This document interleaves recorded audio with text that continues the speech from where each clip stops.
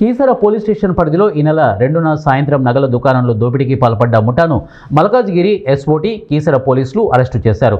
ఈ సందర్భంగా మల్కాజ్గిరి డీసీపీ శ్రీధర్ మీడియాకు వివరాలు వెల్లడించారు.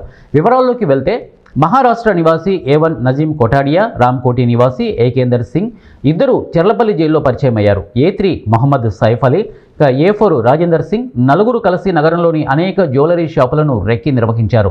కీసర పోలీస్ స్టేషన్ పరిధిలోని ఈ నాగారంలో బాలాజీ జ్యువెలరీ షాపును ఎంచుకుని ఈ నెల 2వ తేదీ సాయంత్రం దోపిడీకి పాల్పడ్డారు. దోపిడీ చేసే క్షణంలో షాప్ యజమానిని నకిలీ పిస్తోల్తో బెదిరించి తన వద్ద ఉన్న గొడ్డలితో యజమానిపై దాడి చేసి జ్యువెలరీ షాపు నుండి బంగారం ఎత్తుకునే ప్రయత్నం చేశారు. కానీ అదే క్రమంలో షాపు యజమాని వారిని అడ్డుకోగా కేవలం ఒక ప్యాకెట్ బంగారంతో వారు అక్కడి నుంచి పరారయ్యారని, ఫిర్యాదు అందుకున్న వెంటనే స్పెషల్ టీంలను ఏర్పాటు చేసి దోపిడీకి పాల్పడ్డ ముఠాను పట్టుకున్నామని మల్కాజ్గిరి డీసీపీ శ్రీధర్ తెలిపారు. ఇతను అన్ని మేకల దొంగతనాల కేసులో నిందితుడు, ఒక 5-6 కేసులు ఇతని మీద ఉన్నాయి. ఆ కేసులకు సంబంధించి అతడు కూడా అదే జైల్లో ఉండడం జరిగింది చెర్లపల్లిలో. ఆ ఉన్నప్పుడు ఇద్దరు కూడా పరిచయం ఏర్పడ్డది. ఇద్దరు కూడా కొద్ది రోజుల గ్యాప్ తోటి అక్టోబర్లో A2, నవంబర్లో A1 బయటకు రావడం జరిగింది.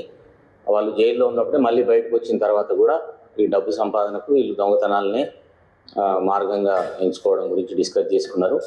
సో ఎప్పుడైతే A1 మళ్ళీ బయటికి రావడం జరిగిందో A2కు కాంటాక్ట్ కావడం జరిగింది. ఇద్దరు కలిసి A1కు ఈ అఫెన్స్ల మీద ఎక్కువ నాలెడ్జ్ ఉండడంతో మళ్ళీ జ్యువెలరీ షాప్ మీద అటాక్ చేసి దోపిడీ చేయాలని చెప్పి నిర్ణయించుకున్నారు.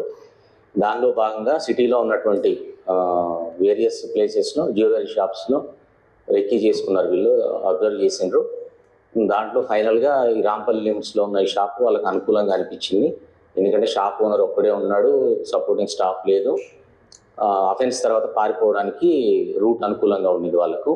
ఆ చుట్టుపక్కల కూడా నియర్ బై క్రౌడ్ ఎక్కువ ఉండట్లేదు అనేది గమనించి ఈ షాప్ను టార్గెట్ చేసుకున్నారు. చేసుకున్న తర్వాత దాని గురించి అని చెప్పేసి పూర్తి ప్రణాళిక ప్రకారం దానికి సంబంధించిన ఆయుధాలను ఓల్డ్ సిటీలో మామూలుగా స్ట్రీట్ వెండర్స్ దగ్గర కొనుగోలు చేయడం జరిగింది. 2 నైఫ్స్, ఒక యాక్స్, అదేవిధంగా ఒక డమ్మీ పిస్టల్ కూడా కాచిగూడలో పర్చేజ్ చేశారు. అది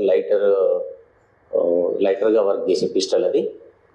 సో వీటన్నిటిని పర్చేజ్ చేసి పెట్టుకొని తదుపరి ఈ అఫెన్స్ చేయడం కొరకు కూడా బైక్, తెలిసిన వాళ్ళ దగ్గర బైక్ అయితే మనం ఐడెంటిఫై అవుతామని చెప్పేసి దీని గురించి ఒక బైక్ దొంగతనం చేసినారు. దాని గురించి అని చెప్పేసి వాళ్ళు సదాశివపేటకి వెళ్ళినారు.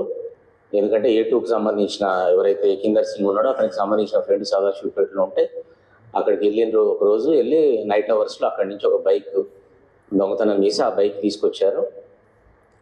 దాన్ని ఈ అఫెన్స్లో యూజ్ చేయడం జరిగింది. ఆ తర్వాత ఫస్ట్ కానీ సెకండ్ కానీ ఒక డేట్ అనుకొని వీళ్ళు అఫెన్స్కు మొత్తం కూడా ప్లాన్ చేసుకున్నారు. దీనిలో భాగంగా మళ్ళీ ఇంకో 2 అక్యూజ్డ్ పర్సన్లు A3, A4లను తీసుకొచ్చారు.